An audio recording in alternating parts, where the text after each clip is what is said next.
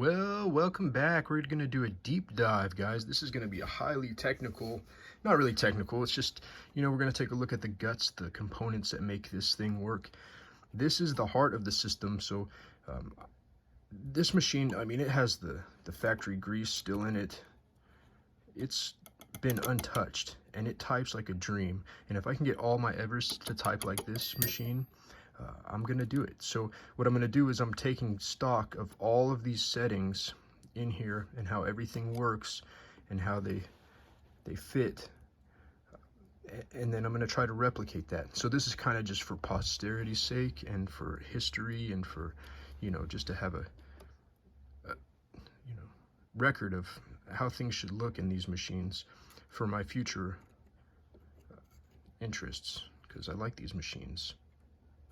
So first of all, this is the escapement system of the Everest, and everything runs off of this main lever guy right here. When the keys strike, when the space bar is pressed, the trigger from the bottom half of the machine runs this part of them. And it's a loosey-goosey guy. It just sits in there. There's no adjustment on this. It's just a pivot pin way down inside there. You can see it right there. And it just presses up against this block system right here. And this block has no adjustment. It just moves these two fingers. Now, these are mounted with these giant screws. This is the stop and go dog. Go dog. This is the go dog go, and this is a stop dog stop. And it's held on here by this. Let me see. This has got a little, I'm looking through the lens here. This has got a spring lever right there, and that's what keeps this thing working like it should, or else it'll just always fall in line there. So we'll get that guy back in here. You look down through there's that. So that's an important spring to have on these Everest machines. I don't think it would work without it, but it would just jam up in the works. So I don't see that breaking, but it could. Somebody messes with it the wrong way. It looks like there are 2 adjustment points on this Everest escapement system that can help with your trigger and release. This system, or this adjustment system right here, let me get to the pointer side of this. This adjustment system runs your go dog go, and it sits pretty much in line. Let me get the better focus on here. In this adjustment situation, how this lever is set up in here, this is the way that it rests in the gear. You can see there's a air gap right there. I wish I had a feeler gauge, but where this pointer is and where it's resting on the star wheel of the escapement is right there. So I'm going to try to replicate that gap on my other machines and check it and see if that gap is the same. I'm sure there's a factory spec for this gap. And like I said, I'll eventually get feeler gauges and write all this stuff down to do like a kind of a technical service manual of these K2 machines, because like I said, I do love these K2 machines. So I'm going to focus some energy onto this. And then for the stop dog, there's adjustment on this side right there. This one looks like you can get the go dog.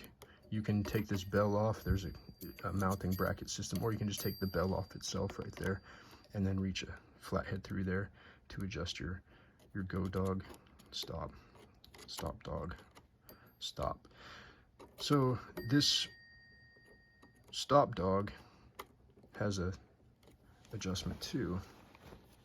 So what I was doing is looking at down into here. You can see there's a cadmium plating on this, and you can see the wear where the pawl hits the star wheel. And when you do a trigger motion, you can see where it hits. A normal trigger motion where it hits tink, halfway. So to get the best, oh shoot, I bumped the camera, guys, sorry. I'm working in a limited space here. So when I trigger this,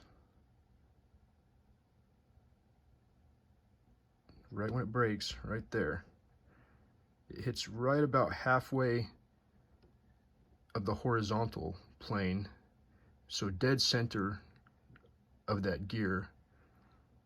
Not only side to side, left to right, so center, but also from top to bottom center. So where this trigger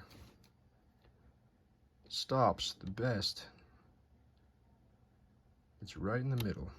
So if that's off, your timing could be off. Like if it's too much this way, when you release the key, you're going to have some lag because there's going to be some friction right there and an extra amount of time for your pickup.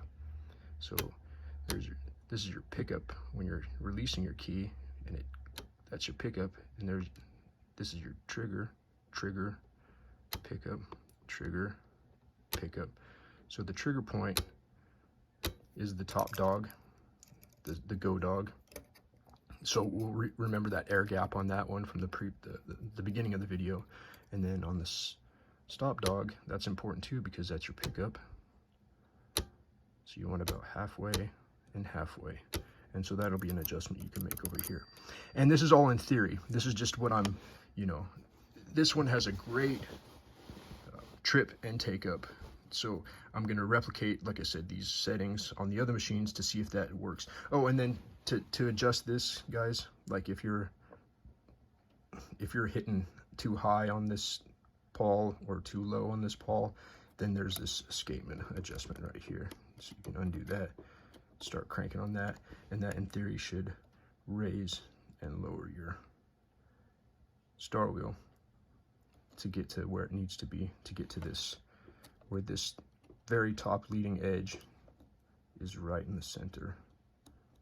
So those are the three main adjustments for this. And I don't see, I mean, things happen in time and wear and metallurgy and temperature. Everything affects the way a typewriter is set up. A lazy tech, I don't know. I'm not going to blame Giovanni in the Italian plant for drinking too much on Friday night and Saturday and Sunday, and then Monday he comes in and he sets up this Everest that you get, and now you have an Everest that you go around and you tell everybody, oh, this is the worst typer in the world. Well, no, it's just the typer that Giovanni worked on, and unfortunately they let it slide.